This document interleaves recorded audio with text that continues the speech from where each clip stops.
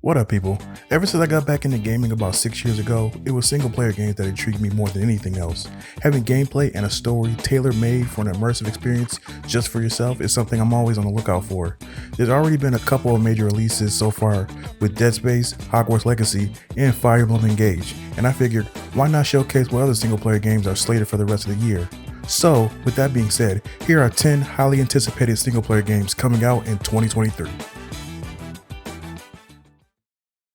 Starting off the list with an indie title, we have the 2D platformer Hollow Knight Silksong.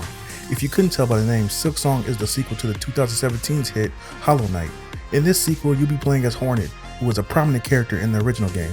Speaking of the original, Hornet's fighting style is much more acrobatic compared to the Knight, and she uses silk instead of souls to heal, and she heals faster. Another major difference between the two games is how the quests are handled. The quest system will be divided into 4 categories: Gather, Wayfarer, Hunt, and Grand Hunt. You can pick quests up from NPCs and track their progress via the notice boards in the game. This game was announced all the way back in 2019, so saying this game is highly anticipated is an understatement, and because of that, I know fans will be very excited when this game releases sometime this year. Sequels are going to be a recurring theme in this list, and number 9 is no different with Dead Island 2. This hack and slash action game takes place in a gore-drenched, hellish version of Los Angeles where you'll have a variety of zombies to slay as you strive to become the ultimate zombie slayer. You can play alone or up to 3 players in co-op with many weapons to make your Dead Island experience gory, stylish, and memorable as well. Dead Island was originally released all the way back in 2011, and the sequel was announced in 2014, so I'm glad fans of the franchise don't have to wait much longer as Dead Island 2 is set to be released on April 21st. Taking the last indie spot on the list, we have Sea of Stars. After releasing the popular action platformer The Messenger back in 2018, Sabotage Studio decided to move over to RPGs. Set in the same universe as The Messenger, Sea of Stars is meant to be a prequel story to what happened in that game. I backed this Kickstarter because of how much I enjoy turn-based RPGs as well as the beautiful pixelated visual art style. The game claims to not have any random encounters, and instead battles will take place in the same field that you're exploring, which will help with the immersion while playing. As far as combat, there will be a timed hit mechanic where damage increases based on when you decide to hit an enemy, and also a boost mechanic that involves receiving eclipse orbs while using regular attacks, which can then be used to double the effect of actions such as attacks, healing, and various spells. I'm particularly interested in a mechanic called Spell Locks and fighting against it, which involves having to use specific damage types in order to weaken or completely cancel an enemy charging up a powerful spell.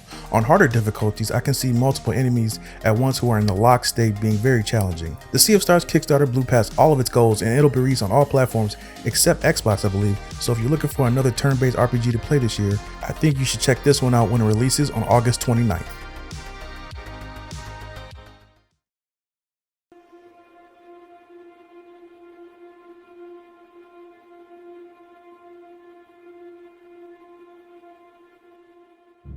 Next up, one of the most important games on this list for reasons I'll get into later is Bethesda's Starfield. After being announced at E3 all the way back in 2018, fans have eagerly been waiting for the next series from the makers of the popular Fallout series. What has fans excited is the freedom you appear to have throughout the game. Character customization, deep weapon crafting, and building various outposts across planets will be available for players. And apparently you'll be able to build, customize, and fly your own spaceship as well. Bethesda has also been heavily promoting exploration with the ridiculous number of planets you'll be able to visit, which I believe was said to reach 1,000, which is insane. I'm personally a little skeptical of how vastly different all the planets are going to be, but I'm choosing to be optimistic about it because I really want this game to come out amazing.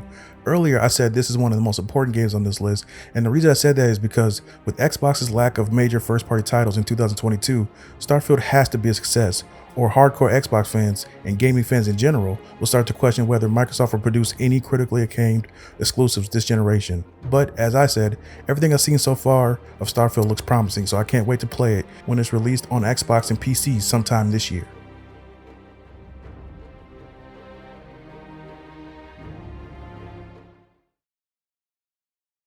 Up next, we have the sequel to Respawn's unexpected hit with Star Wars Jedi Survivor. This action-adventure RPG takes place 5 years after the events of Star Wars Fallen Order, as Cal, being one of the last remaining Jedi, is still under constant pursuit from the Empire. The core combat returns as you'll be using lightsabers and the Force like in the previous game, but with some added tools. Some additions to the combat are Cal's ability to wield 2 lightsabers and also being able to dismember enemies to make you feel even more like a badass. He'll also have new force abilities which include a stronger force push, stopping blaster fire mid-air and making enemies fight for you as well.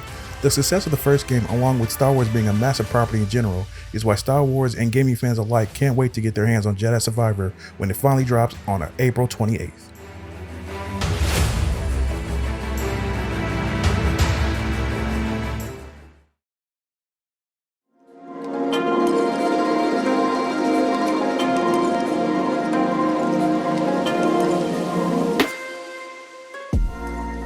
Next, we have one of the games I'm most looking forward to this year with Stellar Blade.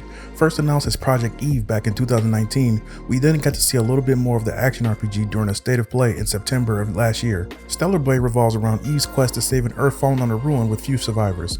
Taken over by the invading native, the only remaining human city, Zion, is the main area of focus during your playthrough. Relationships are key in Eve's journey, and player choice is an important factor in the plot since players can decide whether or not they want to assist the survivors.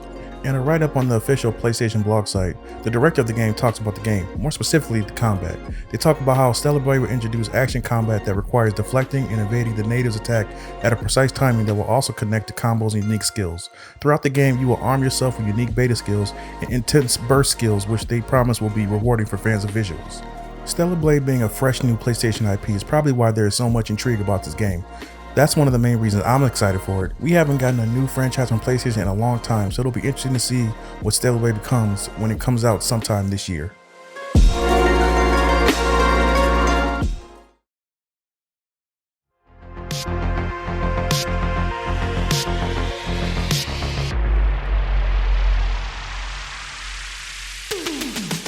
I promise this was a coincidence, but at number 4 we have Resident Evil 4 Remake. Resident Evil 4 was a very important game for many reasons, as it brought some much needed life into the aging franchise while also revolutionizing the third-person action-adventure genre as a whole, which is probably why the game has been ported to seemingly every platform since its 2005 release. From what we've seen so far, a lot of the gameplay stays true to the original with a few significant changes. QTEs have been completely removed from the game, and side quests have been added throughout the game to give you a break from the main campaign. Parrying has been added as a viable option during combat, with the knife the player will carry, and it can be used to perform executions on fallen enemies, preventing them from mutating further and returning for another attack. I've personally never played a Resident Evil game, but this seems like the perfect entry to the series once the game is released on March 24th.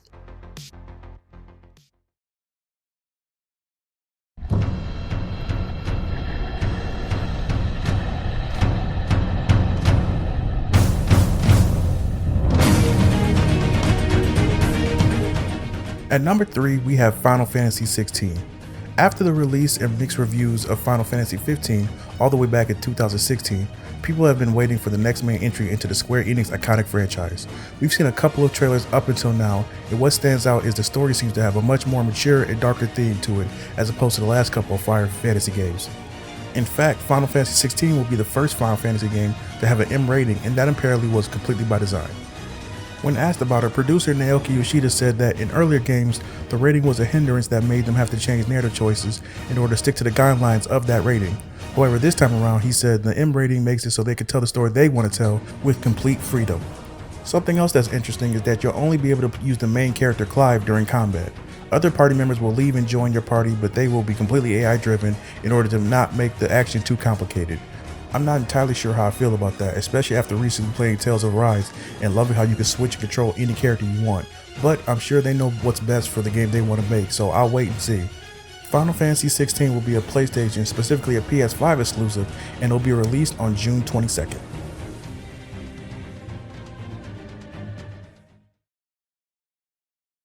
At number 2, we have Legend of Zelda: Tears of the Kingdom. Breath of the Wild won Game of the Year in 2017 and was the defining game of last gen for a lot of people, so Tears of the Kingdom has enormous shoes to fill. Another trailer was recently given to us during a Nintendo Direct that showcases some more gameplay and story beats that you can expect to enjoy. Tears of the Kingdom was originally supposed to release in 2022, but got pushed back to this year, which I personally feel is fine because with a game of this magnitude, I want them to have all the time they need to make this sequel the masterpiece a lot of Zelda fans are expecting when it's released on May 12th.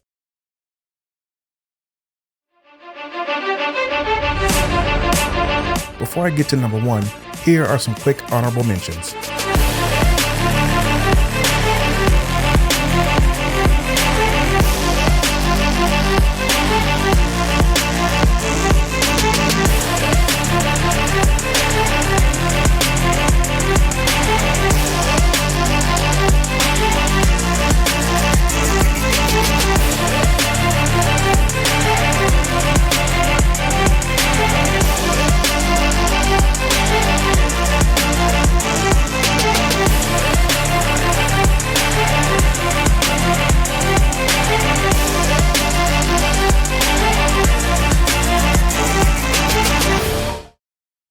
Swinging in at number 1, we have the long-awaited sequel, Spider-Man 2.